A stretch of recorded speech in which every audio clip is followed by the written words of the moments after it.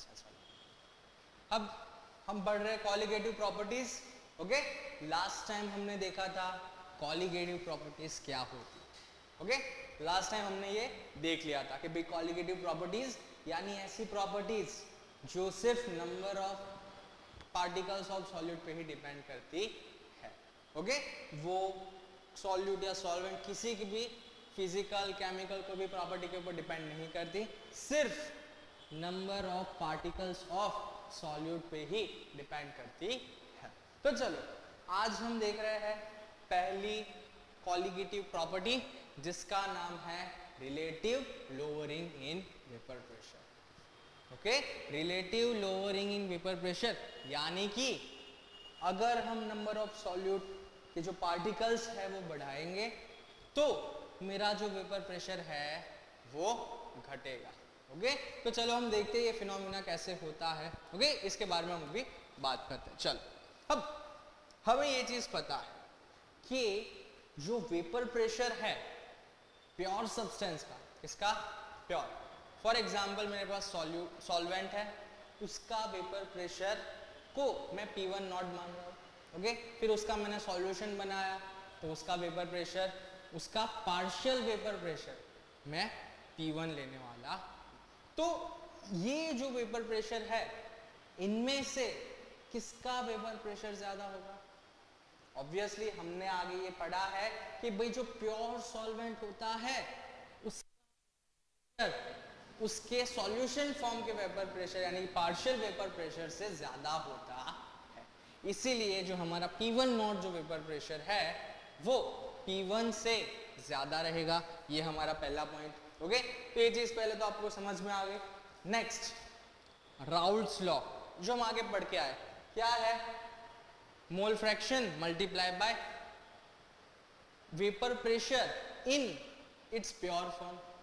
ये रहा, दिख रहा है हमें। ओके, कि हमारा जो P1 पार्शियल वेपर प्रेशर है वो Chi1 और multiply by pure vapour pressure in its solvent form. Okay, चलो तो उसी लॉ को हम कुछ इस फॉर्म में कन्वर्ट करके लिख सकते हैं। ओके, कि मैंने कन्वर्ट कर दिया उसको, हमारे पास प्रॉपर्टी थी कि Chi1 plus Chi2 is equal to 1, तो मैंने इधर 1 माइनस Chi2 कर दिया, तो उस वजह से मुझे ये जो इक्वेशन है वो देखने को मिल गई। अब चलो नेक्स्ट क्या है? Change in vapour pressure. तो अगर मैं देखने जाऊं तो जब वो प्योर फॉर्म में था और उसके बाद सॉल्यूशन फॉर्म में गया तो उसके वेपर प्रेशर में क्या चेंज आया, वो चेंज को मैं मैथमेटिकली कुछ ऐसे बता सकता हूँ। ओके, सबसे ज्यादा जो है वो पहले और सबसे कम जो है वो बाद में। देखो इधर समझो, इसलिए पहले क्या कहा मैंने कि जो प्योर वेपर प्रेशर है वो सबसे ज्यादा होने वाला है प्योर सॉल्वेंट का, और सॉल्यूशन में जो सॉल्वेंट है उसके साथ मिक्स हुआ उसके वेपर प्रेशर को पार्शियल प्रेशर बोलते हैं, और वही पार्शियल प्रेशर प्योर फॉर्म के वेपर प्रेशर से कम होने वाला है। ओके, तो यहाँ पे हमने उन दोनों का डिफरेंस लिया, तो उस डिफरेंस से मुझे क्या मिला? उस डिफरेंस को मैंने कैलकुलेशन किया, कैलकुलेशन करके मुझे चेंज इन पार्शियल प्रेशर वो आ गया P1 not multiply by Chi2। Okay, ये फॉर्मूला का यूज किया मैंने यहाँ पे, उसको यहाँ पे रख दिया। यहाँ पे रखने के बाद मुझे जो लास्ट में चेंज इन वेपर प्रेशर मिला मुझे ये मिला। ओके, अब चलो चेंज तो हुआ, पर इस चेंज में क्या हुआ? देखो पहले क्या था? P1 नॉट जो कि ज्यादा है P1 से। ओके, यानी कि पहले जो था हमारा वेपर प्रेशर ज्यादा था और बाद में हमारा वेपर प्रेशर जो है वो कम हो चुका है। ओके, तो ये चीज समझ में आए कि वेपर प्रेशर कैसे कम हुआ। हमें ये बात हमेशा ध्यान में रखनी है कि प्योर फॉर्म के अंदर वेपर प्रेशर हमेशा ज्यादा रहेगा। किससे? उसके सॉल्यूशन में मिक्स होने के बाद उसका जो पार्शियल प्रेशर होगा उससे। ओके, चलो इतना होप आपको क्लियर हो गया होगा। ओके, अब नेक्स्ट आगे बढ़ते हैं। Relative lowering in vapour pressure को हम मैथमेटिकली कैसे बताएंगे? Change in vapour pressure divided by उसका जो प्योर वेपर प्रेशर है उससे। ओके, हाँ, ओके। अब सिंपल मैथमेटिकली हमने फॉर्मूला रख दिया, चेंज इन पार्शियल प्रेशर जो हमने आगे फॉर्मूला हम डिराइव करके आए तो वो मैंने ऊपर रख दी।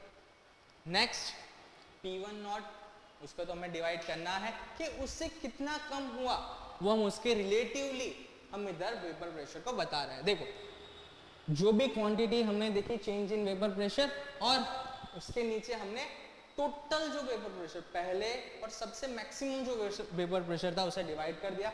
इससे मुझे relative lowering in vapour pressure ये मुझे देखने को मिलेगा। हमने आगे जो देखा वो चेंज इन वेपर प्रेशर था।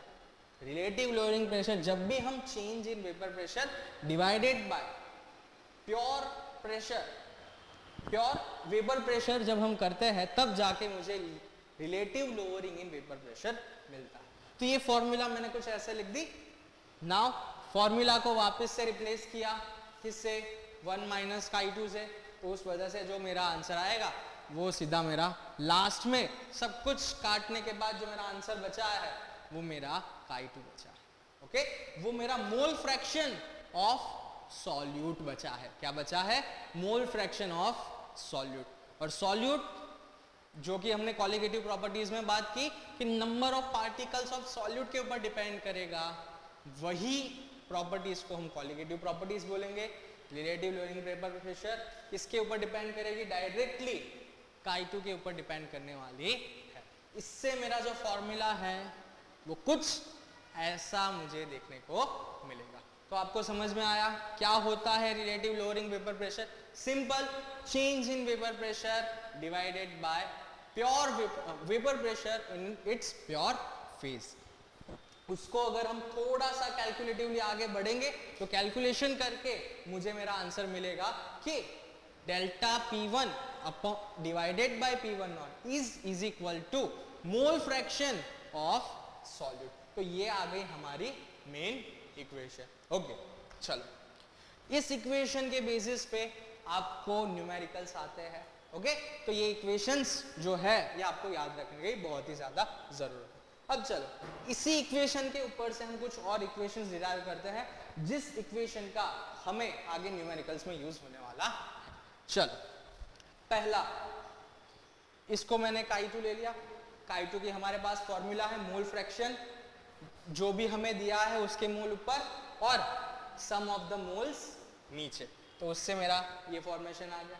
अब यहाँ पे बहुत ही इंपॉर्टेंट बात है, ये कंडीशन आपको ध्यान में रखनी है कि जो भी हमारा सॉल्यूट होगा वो बहुत ही कम अमाउंट में होने वाला है और सॉल्वेंट सबसे ज्यादा अमाउंट में होने वाला है। तो ये हम स्टार्टिंग में जब भी हमने सॉल्यूशन देखा था, सॉल्यूशन के बारे में बेसिक्स जो हमने पढ़ा था, तब मैंने ये बात बताई थी कि सॉल्वेंट यानी जो सबसे ज्यादा अमाउंट में प्रेजेंट है वो, और सॉल्यूट जो सबसे कम अमाउंट में प्रेजेंट है वो। नाउ अब उसी कंडीशन का मैंने इधर यूज किया है। ओके, कि मोल ऑफ जो 2 है वो बहुत ही कम है सॉल्वेंट के मोल के। 1 डिनोट करेगा सॉल्वेंट को और 2 डिनोट करेगा सॉल्यूट को, ये तो आपको पता है। ओके, चलो तो मैं यहां से डिनोमिनेटर में से N2 को नेग्लिजिबल कर लेता हूं। ओके, N2 को हमने इधर नेग्लिजिबल कर लिया। इस वजह से जो मेरी फाइनल इक्वेशन आई वो कुछ ऐसी आएगी कि N2 अपॉन N1। और हमें पता है N2 की और N1 की इक्वेशन को हम पुट करेंगे तो मुझे फाइनली कुछ ये फॉर्मूला मुझे देखने को मिलेगी। ओके, तो फाइनली ये जो फॉर्मूला है ये मुझे देखने को मिलेगी। ओके, तो यही है relative lowering in vapour pressure. ये रिलेटिव लोअरिंग जो वेपर प्रेशर है ये एक मोस्ट इंपॉर्टेंट कोलिगेटिव प्रॉपर्टी है। किसके लिए? बाकी की जितनी भी प्रॉपर्टीज आप पढ़ोगे ना उसको समझने के लिए। ओके, तो ये अगर आपको अच्छे से समझ में आया होगा तो ही आपको जो सारी नेक्स्ट प्रॉपर्टीज है वो चुटकी में एकदम इजीली समझ में आ जाएगी। ओके, तो रिलेटिव लोअरिंग वेपर प्रेशर यहाँ पे हम कंप्लीट करते हैं।